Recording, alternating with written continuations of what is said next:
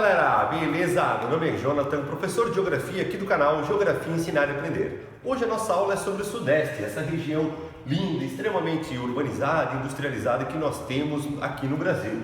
A região Sudeste hoje é a mais populosa, é a mais rica, portanto, a mais rica, a mais populosa acaba sendo a mais importante do ponto de vista econômico e populacional do nosso país. Aqui a gente tem uma imagem de satélite, acaba fazendo uma panorâmica aqui do Brasil, onde a gente consegue ver as principais cidades iluminadas durante a noite e a gente vê um grande destaque. Claro que tem um contraste nessa imagem aí, mas a gente consegue ver nitidamente que a região Sudeste é a mais ocupada, é a que mais tem industrialização, mais tem iluminação de todo o Brasil. Aqui a gente consegue observar a grande São Paulo e podemos observar também que de Campinas até o interior do estado a gente tem uma grande luminosidade que representa uma grande importância econômica no nosso caso, sim.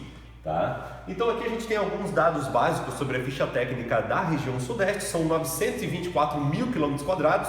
Tá? Então é muito considerável o tamanho da região Sudeste. A gente olha para ela comparada com o Norte ou o Centro-Oeste, a gente acha pequeno, mas aí já cabe boa parte dos países da Europa Ocidental, cabe praticamente a Europa Ocidental toda dentro da região Sudeste do Brasil, não é verdade?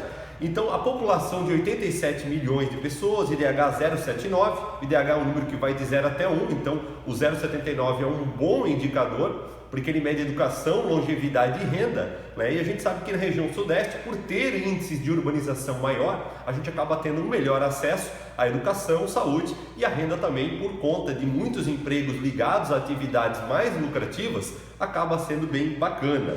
Não que a distribuição em termos de desigualdade seja muito boa, mas a gente tem boas oportunidades na região Sudeste. O PIB per capita é de R$28 mil por pessoa, então o PIB per capita sempre considera todas as pessoas, pessoas com 0 ano de idade, pessoas com 80 anos de idade, então a renda per capita é apenas uma referência, certo? O PIB é de 2,2 trilhões de reais, então mais da metade da riqueza do nosso país está literalmente dentro da região Sudeste, formado por 4 estados, São Paulo, Rio de Janeiro, Minas Gerais e Espírito Santo. O Espírito Santo às vezes acaba sendo um pouco mais esquecido, é o menor estado da região, mas muito importante economicamente para a região. Aqui nós temos um mapa político, onde que a gente tem mais ou menos essa noção da proporcionalidade dos tamanhos, Minas Gerais muito maior do que os outros estados da região, Rio de Janeiro, Espírito Santo acabam ficando bem pequenos aqui quando comparado no mapa de Minas.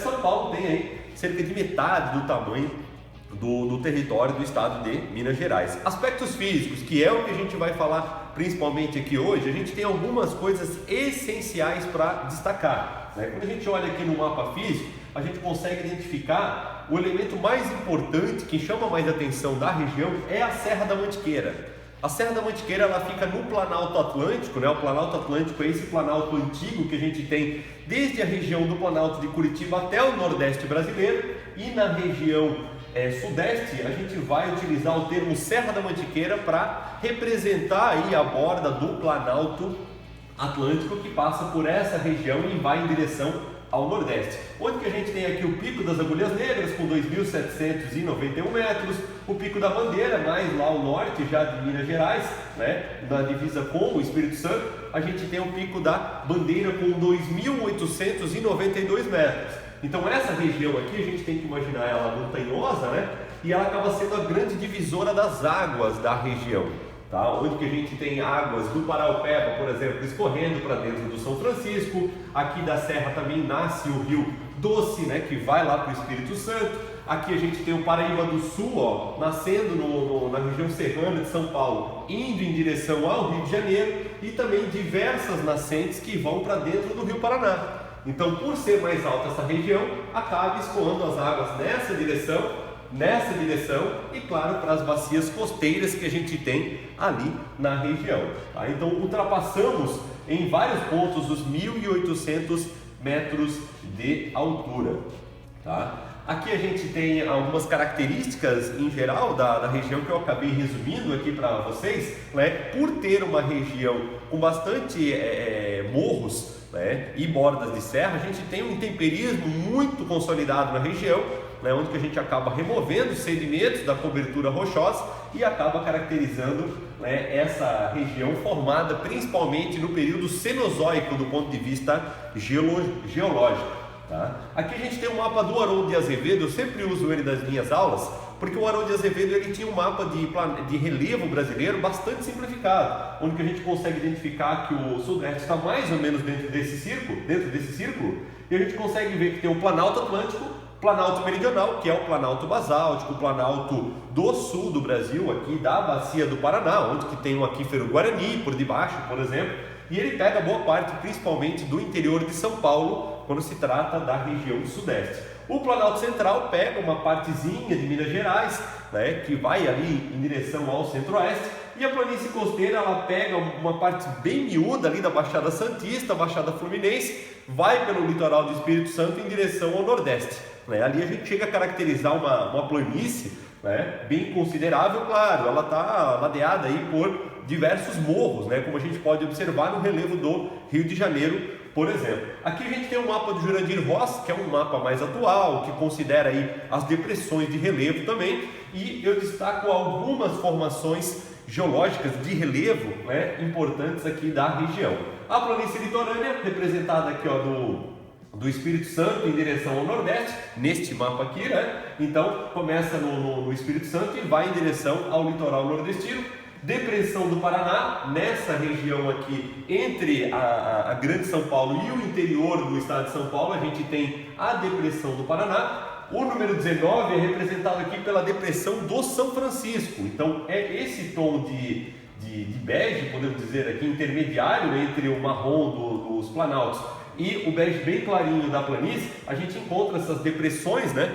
E a Depressão do São Francisco é a mais relevante dentro do contexto já do Sudeste, porque a região Sudeste tem as nascentes, né, que vão formar posteriormente aqui nessa região o Rio São Francisco, tá? E temos também, claro, o Planalto Atlântico, que é identificado pelo número 7, beleza? Falar um pouco dos climas, se a gente pegar a região Sudeste aqui, ela é majoritariamente tropical. O Brasil é um país tropical. Por quê? Porque ele se encontra entre o Trópico de Capricórnio e a linha do Equador, a maior parte do seu território. Tá? Então a gente vai encontrar um predomínio do clima tropical, que tem predomínio de temperaturas quentes, né? Registra mais ao sul 4 estações até mais ou menos bem definidas, principalmente nos pontos mais altos. Então a cidade de São Paulo, por exemplo, ela está na extremidade praticamente do clima tropical e a gente já consegue perceber o inverno, o outono, primavera e verão bem caracterizados.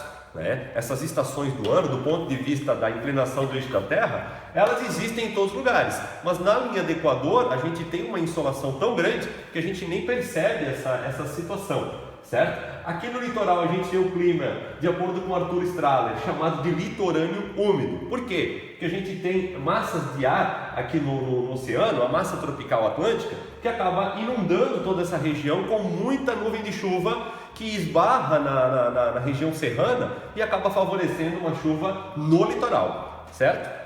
Aqui a gente tem mais um mapa, esse aqui é um mapa de Conte, né? Ele considera aí a quantidade de meses secos e a gente consegue perceber que ao norte de Minas Gerais a gente tem muito mais período seco do que, por exemplo, na região da Grande São Paulo, do Rio de Janeiro, do Espírito Santo.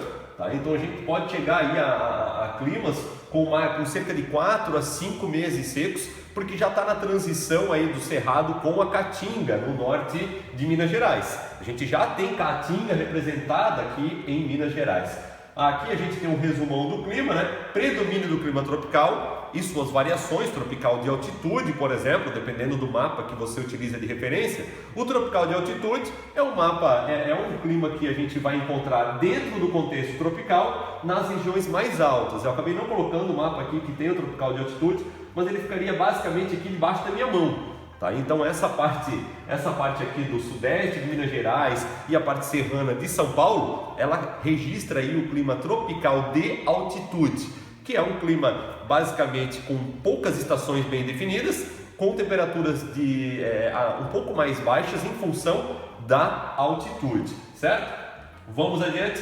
Massas de ar. As massas de ar que atuam no sudeste do Brasil, principalmente essa de número 3, é a massa tropical atlântica que eu já mencionei anteriormente. Essa massa que está com esses riscos pretos aqui é a massa polar, tá? Então a gente tem uma influência muito grande da massa polar atlântica, né, durante o inverno principalmente, que pode chegar a levar massas de ar frio até Sergipe. Tá? Então a região sudeste ela percebe estações aí como o inverno em função da penetração dessas massas de ar frias, né? Dessa massa de ar fria que é a massa polar atlântica. Né? Outra coisa importante, essa massa número 2, a gente sabe que é a massa amazônica, né? A gente costuma chamar ela assim, é a massa equatorial continental. Ela costuma trazer muita umidade para o sudeste do Brasil, para o centro-oeste do Brasil, no ápice, né, das chuvas lá na região amazônica. Então aquele excesso de nuvem distribui chuva no seu entorno. Aí a importância de manter a Amazônia de pé para trazer chuva para o sudeste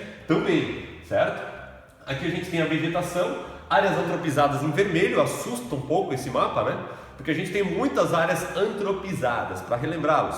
Antropo, homem, né? Alterando aí a vegetação. Então, área antropizada tanto pode ser uma floresta que não é nativa, né, um plantio de árvores, por exemplo, como pode ser áreas rurais, áreas de plantação, né, que não corresponde à vegetação original daquele lugar. É importante? É importante, mas não corresponde à área original. Então, o estado de São Paulo se destaca bastante, Espírito Santo também, nessa questão aí de suprimir a vegetação para ter outras atividades. Né, que, como eu sempre digo, são importantes, mas a gente talvez dê uma exagerada grande no contexto aí, tá? Então a floresta ombrófila densa é o que a gente conhece por Mata Atlântica, corresponde aqui à região serrana de São Paulo, né? Na serra ali há uma dificuldade de ocupação do território em função do relevo não favorecer, isso acaba protegendo um pouco mais da vegetação atlântica. E aqui a gente tem um cerrado fortemente destruído também no seu entorno, por conta das atividades agropecuárias do agronegócio principalmente. Então aqui um resumo da vegetação, tem cerrado, tem caatinga lá no norte de Minas Gerais, né? Temos na região planáltica a região de campos, de altitudes, não chega, deve ter uma ou outra araucária que sobrou no território ali ainda, mas não chegamos a ter campos e araucárias bem consolidados, apenas os campos registrados nas áreas mais altas do oeste do estado de São Paulo, por exemplo. Aqui uma bela foto da vegetação atlântica, tá? Então no litoral aí do nosso sudeste, uma bela vegetação, né? Preservada em alguns confinamentos do litoral brasileiro. Se você passear pelo Google Earth, pelo litoral, tu vê muito verde quando tá longe. Quando tu vai chegando perto, tu vai vendo que esse verde não é necessariamente tudo floresta e tal, né? Ou são florestas replantadas para o corte, para fazer carvão, lenha, esse tipo de coisa. Hidrografia. Então aqui a gente tem a participação de boa parte da hidrografia brasileira. Temos a bacia do Paraná, representada principalmente no estado de São Paulo, com os afluentes Paranapanema, Tietê, Grande. A gente sabe que o Tietê é formado pelo Pinheiros também, que passa dentro da cidade de São Paulo, né? Eles vão convergir, manter o nome Tietê até chegar no Rio Paraná, lá no oeste, certo? Temos o Rio Paranaíba, o Rio Grande, que vem aqui do interior de São Paulo e da divisa com o estado de Mato Grosso do Sul, Goiás aqui para o norte. O estado de Minas Gerais se destaca pela presença, por exemplo, do Rio São Francisco. Essa bacia aqui é a bacia do Rio São Francisco, e o Rio Paraupebas, aquele que sofreu com um dos grandes desastres da Companhia Vale, né? Ele é um afluente do Rio São Francisco também. O outro grande desastre envolvendo a Companhia Vale, né, é o Rio Doce, né, que ele é uma bacia costeira. Então diretamente essa água já vai logo ali para o litoral do Espírito Santo, é chamado de bacia costeira, aquelas bacias mais curtas que nascem na Serra Brasileira e vão em direção ao litoral sem formar uma grande bacia, como é a do Paraná, como é a do Araguaia, como é a do São Francisco, por exemplo, tá? E o destaque, além do Rio Doce, é o do Rio Paraíba do Sul, que nasce na região serrana de São Paulo e vai abranger aqui boa parte do Rio de Janeiro. A Baixada Fluminense, muitas cidades dependem fortemente do Rio Paraíba do Sul, que nasce já na região serrana do estado de São Paulo. Então a importância desse rio para a economia do nosso país é muito grande, porque esse eixo aqui é um eixo extremamente industrializado. A gente vai ver em outra aula aí posteriormente. Tá? Aqui a gente tem um mapa que mostra a bacia do Tietê e Paraná com relação, por exemplo, à presença de hidrelétricas e de eclusas. Eu costumo dizer para as pessoas que a Bacia do Paraná, por exemplo, ela tem mais capacidade de navegação que a gente imagina e menos do que poderia ter. Aqui a gente consegue ver que vários lugares têm eclusas, como por exemplo no Rio Tietê aqui, a gente tem uma boa navegabilidade pelo Rio Tietê graças às eclusas, que são pequenos canais do Panamá que tem ali uma elevação do fundo do leito do rio para permitir a navegação no contexto de uma barragem, O navio não conseguiria passar a barragem, o barco não conseguiria passar a barragem, então eles fazem tanques, de elevação desses barcos para a parte mais alta do rio para permitir a navegação, Então é navegável daqui quase da proximidade da Grande São Paulo até, por exemplo, o Rio Paraná, que depois a gente vai ter uma boa navegabilidade aí, com alguns braços até mesmo a Argentina,